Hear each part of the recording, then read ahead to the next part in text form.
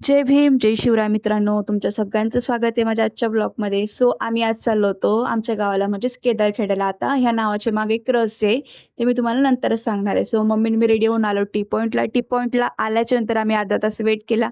तेव्हा कुठं आम्हाला सिल्लोडची बस लागली. मग त्या बसमध्ये बसून आम्ही सिल्लोडपर्यंत आलो आणि सिल्लोडपर्यंत येत नाही तर काय बसमधून खाली उतरलो आणि लगेच केदारखेड्याची बस लागली. मग त्या बसमध्ये बसलो, चिप्स वगैरे खाल्ले आणि मग आम्ही येत होतो आमच्या गावाकडे. सो आमच्या गावाला आल्याच्यानंतर एक नदी लागते. नदी लागली म्हणजे कळून जायचं की आमचं गाव आलेलं आहे. मग गावाला आलो. आता तुम्हाला काय रहस्य आहे त्या नावाच्या पाठीमागं ते मी सांगते. आम्ही इथं हॉटेलमध्ये थांबलो होतो चहा नाश्ता करायला बस स्टँडवरती. तो स्टार्टिंग होती केदारेश्वरवरून. तर म्हणजे केदार हे ना शंकराचं एक नाव आहे. तर आमच्या गावामध्ये शंकराचं जुनं मंदिर आहे. त्याच्यामुळं आमच्या गावाचं नाव केदारखेडा पडलेलं आहे. सो आम्ही इथं मस्त चहा नाश्ता केला. मम्मी पप्पाला तर उपवास होता. त्यांनी फक्त चहाच घेतला आणि मी नाश्ता केला होता. मग आम्ही बिल पे करून चाललो होतो मंदिरामध्ये पाया पडण्यासाठी. मंदिर वगैरे कसं आहे ते मी नेक्स्ट पार्टमध्ये दाखवते.